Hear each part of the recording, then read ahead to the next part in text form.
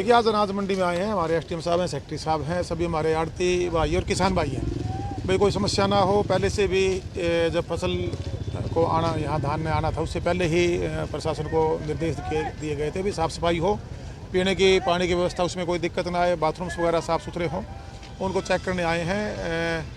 तो ये कह सकता हूँ कि कोई समस्या यहाँ नहीं मिली है और जो उठान है वो भी समय पे है। थोड़ा सा इशू हुआ था, उसको भी शॉर्ट आउट कर लिया गया है और जो पैसा है वो जो सरकार की घोषणा है समय पे किसानों के अकाउंट में डायरेक्ट जा रहा है और करीबन 2 लाख क्विंटल अभी तक परचेज कर चुके हैं, अराइवल हो चुकी है।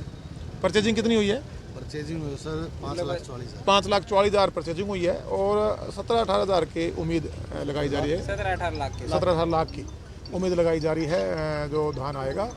एक एक दाना किसान का सरकार खरीदेगी और सीधा पैसा किसान के खाते में डालने का काम करेगी और सरकार किसान के साथ है, यही मैं कह सकता हूँ। सर बारिश का मौसम चल रहा है और कई किसानों की शिकायत भी आई थी कि यहाँ कई बार प्रबंध नहीं मिलते, उसके लिए क्या प्रबंध करवाएं? देखिएगा साइड काफ़ी आप देख रहे हैं बने हुए हैं, उसके बावजूद जब कैपेसिटी से ज़्यादा धान आ जाता है तो थोड़ा सा जो प्रशासन की तरफ से भी निर्देश देंगे, जो त्रिपाल वगैरह का इंतजाम हो।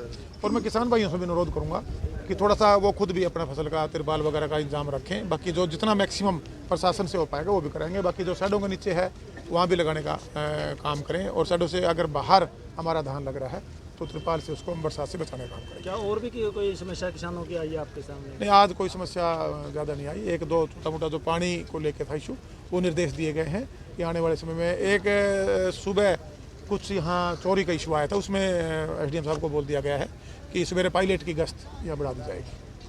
देखिए सरपंच उगर नहीं है, मैं पहले ही बोल चुका, ये उगर हैं, ये कोई और लोग हैं। आज जो गांव ने हमारे पंचायत राज के जो भी संस्थाओं में, चाहे हमारी पंचायतें बनी हैं, ब्लॉक समिति, जिला परिषद, सभी मेरे से मिल रहे हैं और गांव के डेवलपमेंट के जो पीआरआई का पैसा है वो भी खर्च करने की सरकार की तरफ से हमने भी अनुरोध किया है और साथ में कि डेवलपमेंट का पैसा वो सरकार से मांगा जाए और वो हम देने का काम करेंगे ताकि हमारा गांव विकसित हो। जब गांव के अंदर से ही विकास का रास्ता गुजरता है, जब गांव विकसित होंगे तभी हमारा देश विकसित होगा। और कुछ लोग अपनी इसके पीछे मैं कह सकता हूँ राजनीति कर रहे हैं, उनको गांव की चिंता नहीं है, उनको अपनी देखिए प्रतिक्रिया इसमें उनके पार्टी का फैसला है। अब उनकी पार्टी 4 बनाए, 8 बनाए, 2 बनाए, 1 बनाए, वो उनका फैसला है। बाकी मैं तो ये कहूँगा कि ये जो कास्ट की राजनीति है हरियाणा प्रदेश की जनता समझ चुकी है, अब ये चलने वाली नहीं है। लोग विकास मांगते हैं, काम मांगते हैं, काम करके देना पड़ेगा। जनता को काम दिखेगा, जनता साथ देगी, सरकारें आएंगी जाएंगी, लेकिन अब ये जो भ्रमित करके वोट लेने वाली राजनीति, मैं ये मानता हूँ कि कहीं ना कहीं उसका खात्मा हो चुका है। सर मनरेगा को लेके काफ़ी समस्याएं सामने आ रही हैं, उनका जो बकाया है टोहाना का लगभग 30 करोड़ रुपये बकाया है, उसको लेके क्या कहें? टोहाना का नहीं, पूरे जिले का काफ़ी पैसा बकाया था। अभी 4 दिन पहले पेमेंट रिलीज़ कर दी गई है। कुछ एक इक्का दुक्का शिकायत थी, उसकी जांच के बाद उन पेमेंटों को रिलीज़ कराया जाएगा।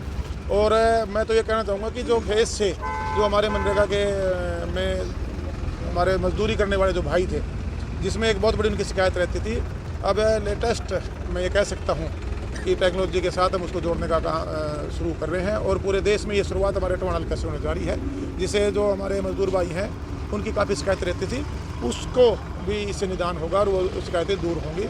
एक स्पष्टता काम में आए और पारदर्शिता काम में आए, इसका प्रयास हरियाणा सरकार का और हमारे डिपार्टमेंट में हमने जो आदेश दिए हमारे अधिकारियों को, उस पर हमने काफ़ी कड़े कदम उठाए हैं और उसके रिजल्ट भी आने शुरू हुए हैं। सर भूमि पूजन का और उद्घाटनों का दौर जारी है। 148 बी नेशनल हाईवे है, उसका कब तक कर दोगे? उसका बहुत जल्दी, क्योंकि बहुत बड़ी समस्या एक किस्म से नासूर बन चुकी है पूरी कंस्टिट्यूंसी और आसपास के लगते क्षेत्रों के लिए। एक फाइल जो हमारी केंद्र लेवल पे एनओसी के लिए गई हुई थी, उसकी नोटिफिकेशन आ गया, वो जल्दी, आज कल भी मेरी अधिकारी से बात हुई है और बहुत जल्दी इस काम को भी शुरू करने जा रहे हैं। क्या आप वहाँ का दौरा करेंगे? बिल्कुल, आपने देखा होगा पिछले दिनों हमारी पार्टी ने सीकर में एक रैली की थी, उसमें हम भी गए थे और लोकतंत्र है, सभी पार्टियों को अधिकार है, हमारी पार्टी प्रयास कर रही है, बाकी फैसला राजस्थान की जनता ने। मिलकर चुनाव लड़ेंगे वहाँ पर? वो शीर्ष नेतृत्व का फैसला है।